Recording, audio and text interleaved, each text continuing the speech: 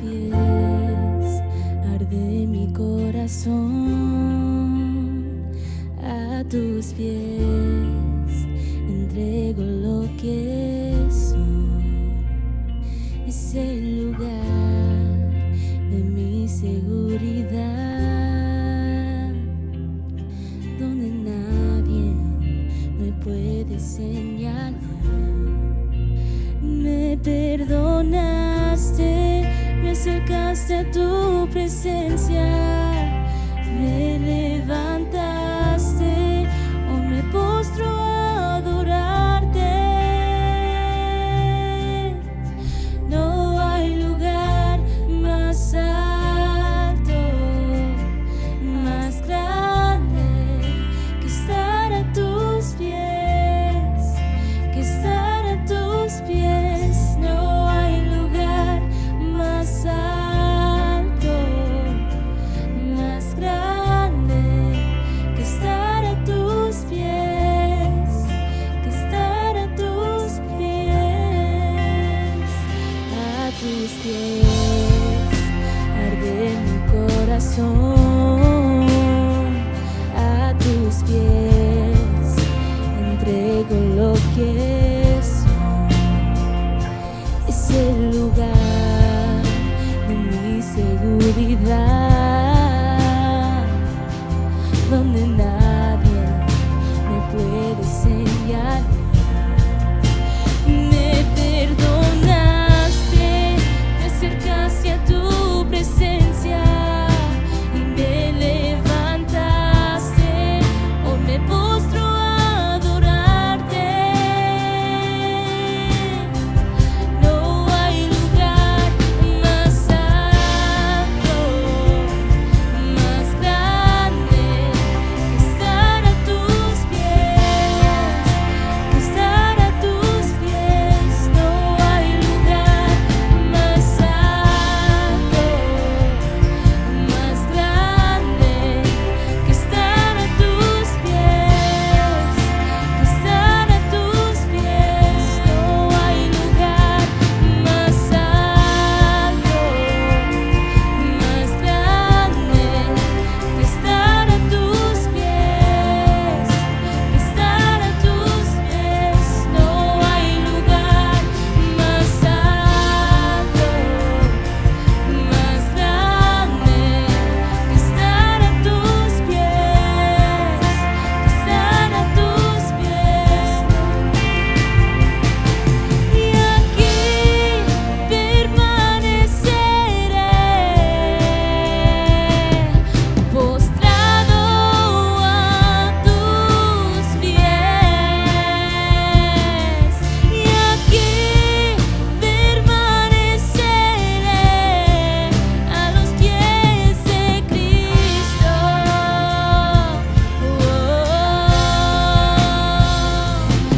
Y aquí permaneceré, postrado a tus pies. Y aquí permaneceré a los pies de Cristo.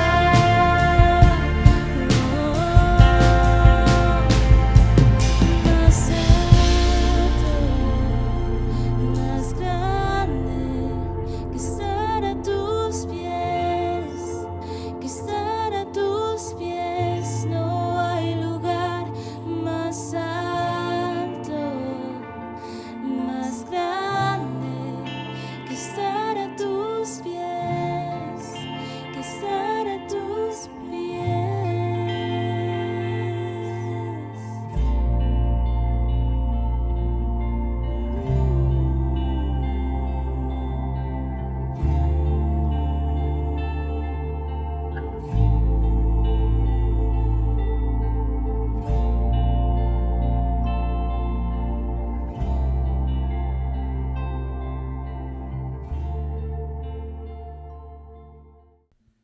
Praise the Lord, everybody. My name is Lozada, and today I'm going to be talking about multiple things. I'm going to be talking about the struggles that pastors' kids go through. I'll be talking about how to deal with said struggles, and then hopefully I can give you guys a few words of encouragement. Now, before we get started, I'd like to make sure we're on the same page. Regarding definitions and what struggles and suffering truly means, and what I truly mean by what I'm saying and all this type of stuff. So I'm just going to start it off real quick just by defining the word suffering. So now, this is a very basic definition. According to Webster, suffering is defined as the state of undergoing pain, distress, and or hardship. And, obviously, it's not limited to those three classifications of the word. Suffering, there's more classifications. There's a lot more things that cause suffering, and just keep that in mind. And also struggles. There's a lot of things that cause someone to struggle. There's a lot of things in someone's life that cause them to struggle. And today we're going to be talking about the struggles that pastors' kids in particular go through. Now, just keep in mind that the struggles they're very dependent on a person's particular situation. Everyone has different struggles based on what's happening in their life. What they're going through, in their life at that certain point of time. And all of us, we share one thing in common, and that's that we're pastors' kids, PKs, pastors' children. Abbreviations and whatnot. That's something we share. That's something we all have in common. Is that we're all pastors' kids. So maybe we might not be going through these struggles at the moment, but there's a great possibility that we have gone through at least one of these struggles that I'm gonna talk about in our lives. So let's keep that in mind. That we all share one thing in common. That's that we're pastors' kids, and that's what I'm gonna be talking about today. There's some struggles that I and a few others that I've talked to experienced, in their life. So, first off, I don't know if many of you've heard this phrase, but, it's something that I've heard all my life, and it goes along the lines of, you shouldn't do that.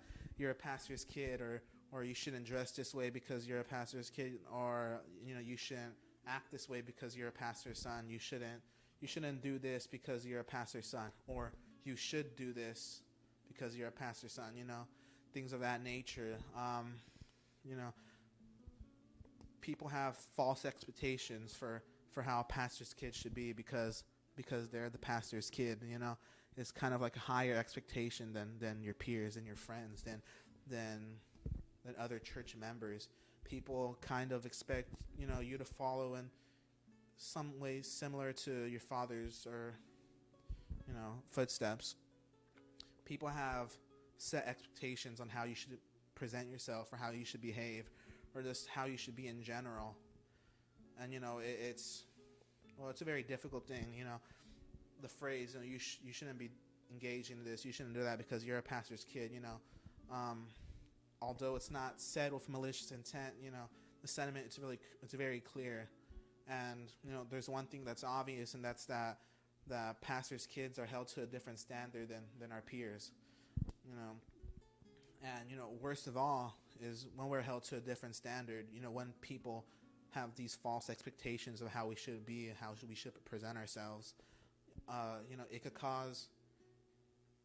It could drive a wedge between a pastor's kid and Jesus. And as time continues and as time goes on, it could become more and more difficult for a pastor's kid to differentiate between what the church members expect them to do and what Jesus actually calls you to do. And so, in that sense of the word, and that sense of speaking, it could be very difficult.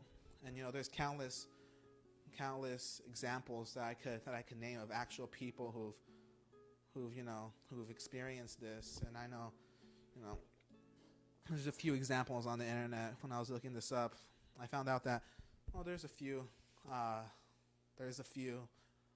there's a few, I guess you could say, celebrities that have, gone through this, that have gone through these struggles and have publicly spoken about them. And I'll get into that a little later, because it is a real thing. Another thing is borrowed belief, which is another thing that some pastors' kids may struggle with. And borrowed belief is basically what they've been told to believe and what they actually believe. It's kind of like when your faith is handed to you fully formed before you're fully formed, in a matter of speaking. Pastors' kids, a lot of them are, I don't want to say a lot of them, but pastors' kids, they go to church, and obviously, as I said before, a lot of people expect a lot of things from them, right? And a lot of pastors' kids, I guess you could say their life revolves around church a lot of the times, from sermons to Bible studies to Sunday schools to all that type of things. A lot of times pastors' kids, they absorb information that they don't know what to do with said information. A pastor's kid can, often argue theology without truly understanding, the concepts of what they're talking about. They could quote scriptures without having to think about it. Things like that. They could describe faith without actually having faith, or they could describe in great detail what having a relationship with God is without having one.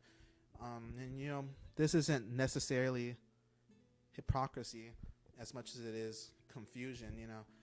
This is what happens when you're handed your faith, fully formed.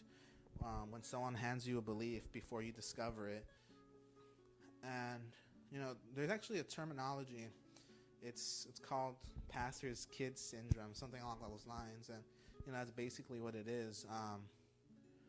When children who grow up in ministry, when they're handed the belief before they actually experience something in their own personal lives, and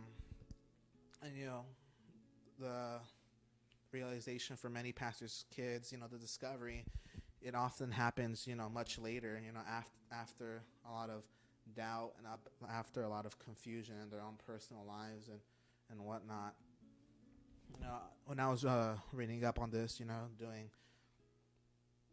some research and whatnot, reaching out to some others who, other pastors' kids and things of this nature,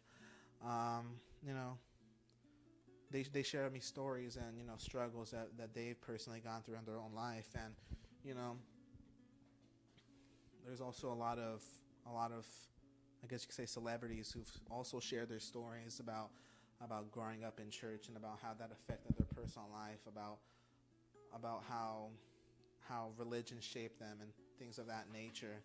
I know most people know who Katy Perry is, and I was actually very surprised to I was very shocked to find this out myself. But apparently Katy Perry's the daughter of a pastor, and apparently she describes her father as a very strict pastor.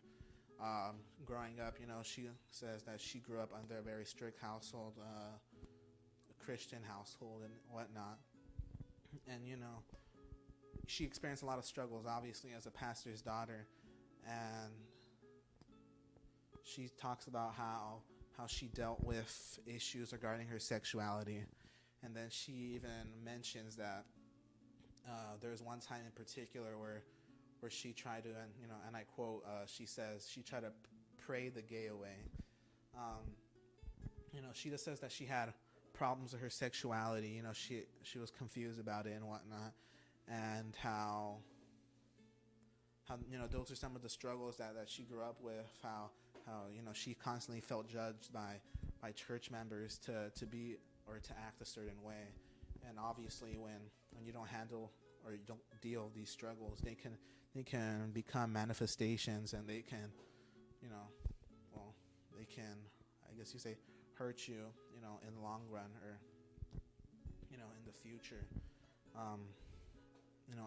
Another struggle that pastors' kids go through is, the fact that there's no room for questions. And, what do I mean by this? Well, it's kind of an idea of, when there's a new member, or when there's someone new to Christianity, when there's someone new to Christ, when there's a visitor, or when there's someone who's brand new to your church, we expect their questions, and, we love that they have questions. We invite it, because it shows that they have a love for their faith, and, they want to improve upon it, and they want to learn more about the Bible and learn more about God. And, it's a sign that they're growing to pursue a deeper meaning of Christianity and a deeper understanding of God and all that stuff. But, unfortunately, many times in many church environments, that same luxury, that same expectation, it's not afforded to longtime Christians. It's not afforded to Christians who have been in church their whole life, and especially not to those who share the last name of the pastor. When a pastor's kid struggles with, his or her faith, and the deeper mysteries of God, and, all that stuff, one can only ask themselves, like, where do they take their questions? Where do they take the questions they have, when they don't feel comfortable, or when they don't feel open discussing them with, church members and whatnot. At many churches, the answer is nowhere, and a lot of times those questions go unanswered. And, that's part of the struggles that pastors' kids may go through, struggling with their faith and struggling with what they believe in and whatnot. Another thing is that there's no room for failure. And, it's important for us to remember that everyone fails, and that everyone sins, and that we all disappoint people, and, we all face the same temptations in life, and, we all go through the same things. We all face the same temptations over and over again with, varying results. And, it's hard for anybody to be able to confess and to be able to ask for help. But, how much more harder can it be when you're held to a different standard than, your peers? How much more harder can it be when you share the last name with the pastor, when you're the pastor's son or daughter, when you're the pastor's child? It's like everyone's watching you, and, some may not feel comfortable sharing their personal struggles with those in the church, or those with whom they could speak to. And, this is often the atmosphere that the pastor's children, live. So, so when they screw up, where do they have to go, or who do they have where they're able to talk to? Where do they go when they're struggling with temptations, or when they've, absolutely blown it, things of that nature. Few things feed the fire of doubt, like, guilt and shame and all that stuff. And, when grace is absent, those things flourish. So the struggles of pastors' kids, obviously they vary from your church environment. Not everyone goes through all these struggles, because not everyone has the same church environment. But, a lot of pastors' kids do. And, another one is an unidentified, identity. It's sort of like, when your faith is handed to you fully formed. I said this earlier. When people expect you to be a holy, sanctified Christian, before you can even spell the word sanctified, or when you must hide your questions, or you feel like you have to hide your questions because you'll be judged. It's hard for us to discover. It's hard for us to figure out who we truly are. And so, this leads to many pastors' kids define themselves by what they're expected to be. And, they define themselves by what they're expected to be, or by what others define them to be, or what they refuse to be. And so, it creates a very difficult situation, in identities, and in church identities and whatnot. A lot of people say that they feel like they have two personas, one inside a church and one outside a church. they act a certain way inside a church, and then they act a certain way outside a church. They feel like they're two different people, inside and outside the church. They feel as if they have to behave or present themselves a certain way in church, and they don't present themselves that same way outside the church. This happens when, this is a result of all the struggles that I mentioned previous to this one. A pastor's kid, they may have a lot of knowledge in the Bible, but they may not have no idea how to apply that to their own personal life. They may be able to, as I said before, quote scriptures and explain all these things, having a relationship with God, what it means, but they don't know how to apply that to their own personal life, and this can create a lot of problems, a lot of struggles in personal life, and without an identity in Christ, doubt just abounds, and then it overwhelms them.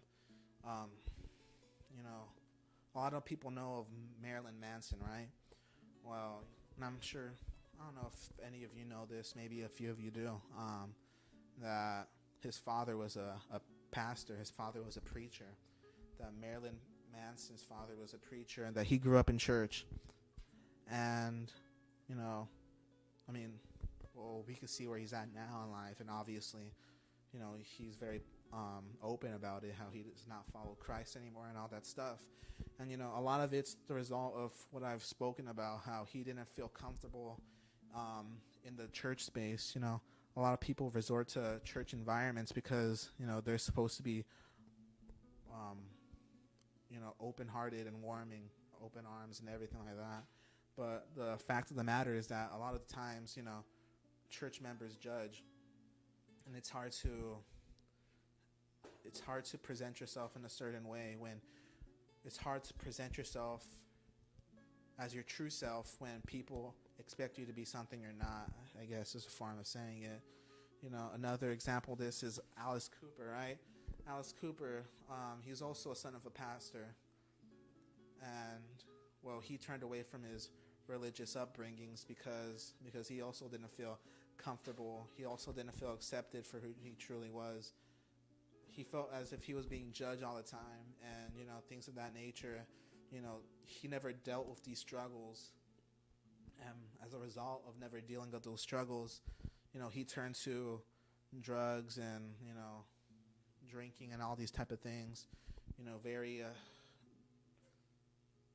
hazardous patterns and habits, lifestyle choices, and all these things. And I'm sharing this with you guys, and obviously this doesn't apply to all pastors' kids. Not all pastors' kids deal with these struggles, and I don't want to paint a bleak picture of pastors' kids, but it's important for us to recognize, and it's important for us to realize that we're all blessed to come from homes that value God, and we're blessed to come from homes that serve God, and we're blessed to be in the situations we're in. Life as a pastor's child, or the pastor's family in general, it has its unique challenges. And I'm not saying that pastors' kids go through more struggles than their peers, but I'm saying that a lot of the times pastors' kids feel as if they have to deal with these struggles alone, when in actuality they don't. And that's why it's important for us to realize that there's things we could do, there's ways we could deal with these struggles, there's ways we could deal with these sufferings. There's a lot of ways, and it's important for us to recognize this. Now, dealing with suffering and dealing with struggles, that's a different thing. First off, we have to, we already know the definition of suffering as I defined it earlier. I don't know, whatever this is, teaching, talking, preaching, whatever this is, I spoke about it earlier today. I'll give you a little refresher. The state of undergoing pain, distress, or hardship, as I said earlier. Um, that's what suffering is. And as I said earlier as well, it's not limited to those three classifications of the word. There's a lot more things that cause suffering. There's a lot of more things that cause struggles. And it's important for us to learn how to deal with these things. I want to say a while back, maybe like 2 months ago, I finished reading a book, and the book was titled Better Never to Have Been, something along those lines. I'm pretty sure that's what it was. I don't know. If you guys are interested, you guys can look it up. It's written by a South African philosopher by the name of Benatar. That's his last name. Benatar's his last name. Anyway, Benatar's his main idea in his book, it's he basically argues that because life is so full of suffering, even good lives are very much full of suffering. He says it's wrong to bring children into the world and whatnot because the suffering always outweighs the bad. The suffering always outweighs the good, even in very good lives. And obviously, everyone has different depictions of what a good life is. And as I said, good life, someone's own interpretation of a good life revolves around their situation, their situation. Someone who's not quite financially stable might, think that a good life or a perfect life would be being financially stable or having financial freedom. Someone who doesn't have to worry about money, maybe thinking that a good life is, having friends and family and people around them who truly love them, things of that nature. Someone who's not in the best of health may believe that a perfect life would be being in perfect health. Things like that. And so, interpretations of a perfect life or a good life are very dependent on your particular situation. But, I'm going off on a tangent here. He says that, even in good lives, they're very much full of suffering. Although everyone has, different situations, they all struggle in different things. Some people might struggle with money while others may struggle with relationships, things of that nature. And then, he also says for that exact same reason, it'd be better off not to exist at all. And, that's his own thesis and whatnot. And, I won't talk too much about that. I won't talk too much about this book. I won't get into too much detail. Just talk about the parts that are relevant to what I'm speaking on. He says how life is full of suffering, and he says that it'd be better not to exist at all because of it. And, I disagree. I believe that the suffering is essential, that struggles are essential. They're essential for, multiple things. They're essential for human growth. They're essential for spiritual growth. And, they're essential. They're essential in multiple parts of our lives, There's a quote, it's, in a massacre, there's no decent place to stand, meaning that no matter where you are, sometimes there's no good decisions left. And so, in those instances,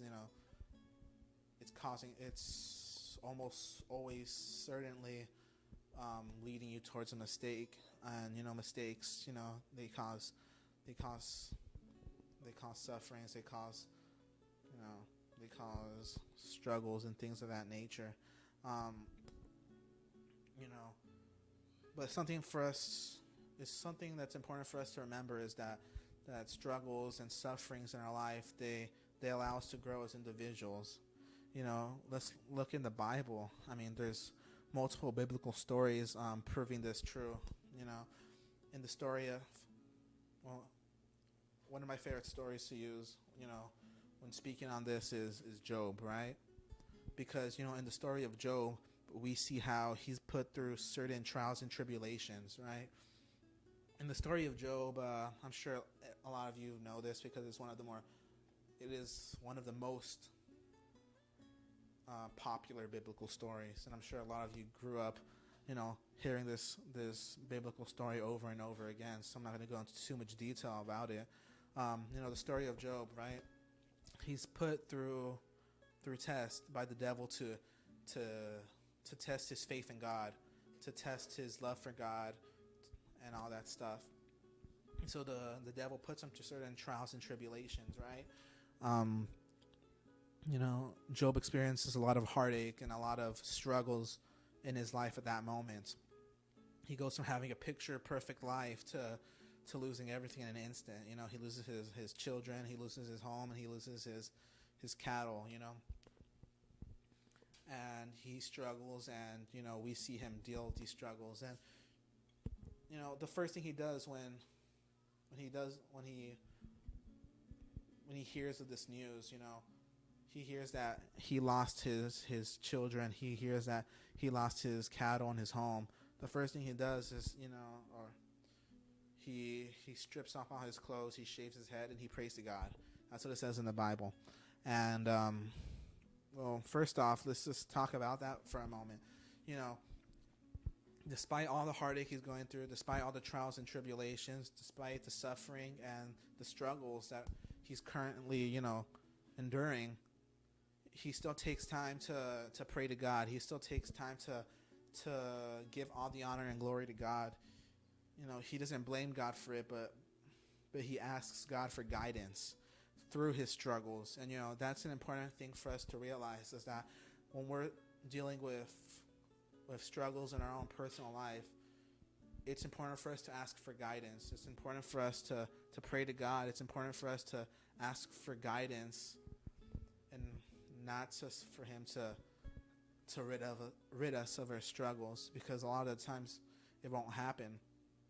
Struggles are essential, as I said earlier. They're essential for human growth, for personal growth, for spiritual growth. God wants us to grow as individuals, and when dealing with struggles, I think it's best if we ask him for guidance in those particular situations. In the story of Job, he loses a lot of things. He prays to God, and then he proves his faithfulness, and he proves how righteous he is, and then his skin is covered in terrible skin sores, right? And what does he do again? Again, he prays to God. I mean, there's a brief moment of weakness for Job where he's troubled with a lot of things. His wife's telling him to curse God's name and all that stuff. And Job, he does have a brief moment of, I guess you could say, he does have a problem. He does need a bit of reassurance, right? And so he calls a few friends, and they pray for, it's like a week or something like that. Anyway, the whole point of this, the whole point why I brought this up is because at the end of the story, God blesses Job twicefold, right? Despite going through so much in his personal life, despite losing so much, all the suffering and all the struggles that Job was going through, he never once blamed God for his mishappenings. And instead of blaming God, he decided to go on his knees. He decided to pray to God, and he decided to continue to give God the love and the glory and honor and glory and all this stuff. And he just, despite his sufferings, he decides to pray to God. He asks for guidance, and he praises God through his prayers. And that's very important for us to realize that sufferings are part of God's plan sometimes, and they're meant to better us.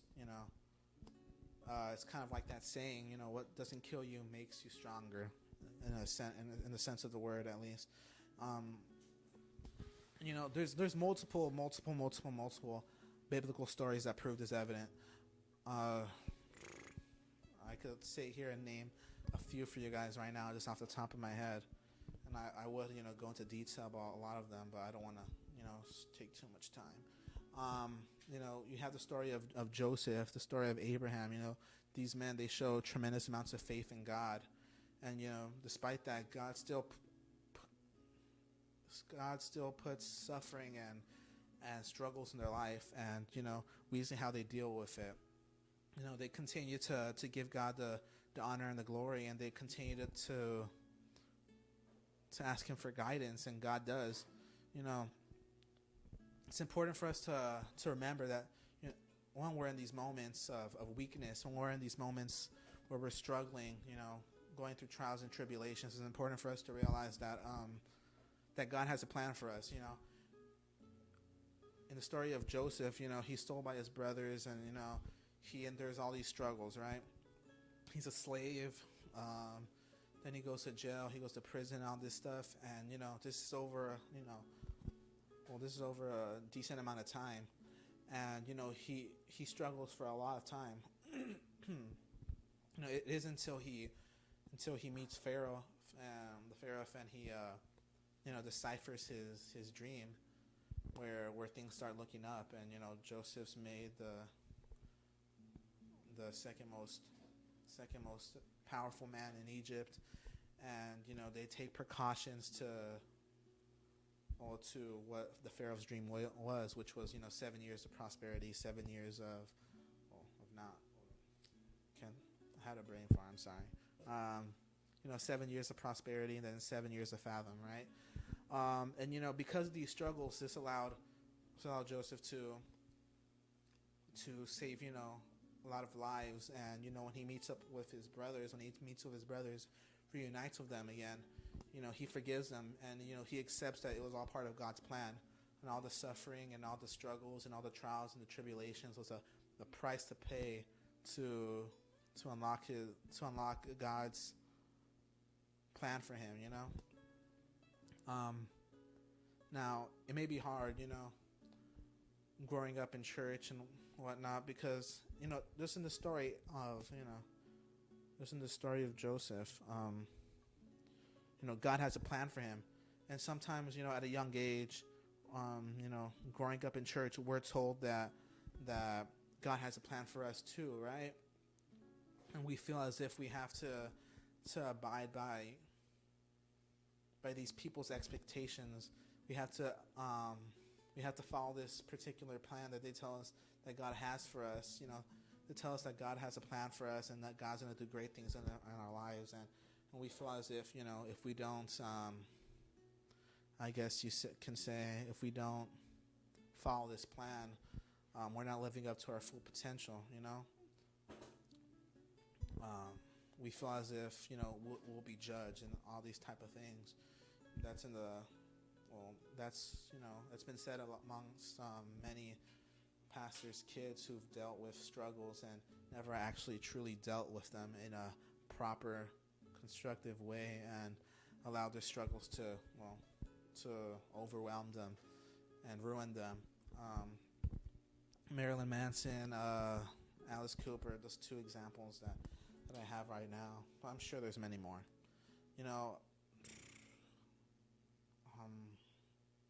There's a pastor of a mega church. I can't remember his name, but his last name is Warren or something along those lines, right?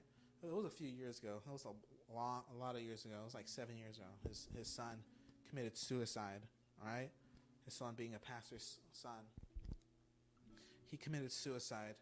And, this is just proof that not all the times, this is just, I guess you could say, this is just, this backs up what I'm saying.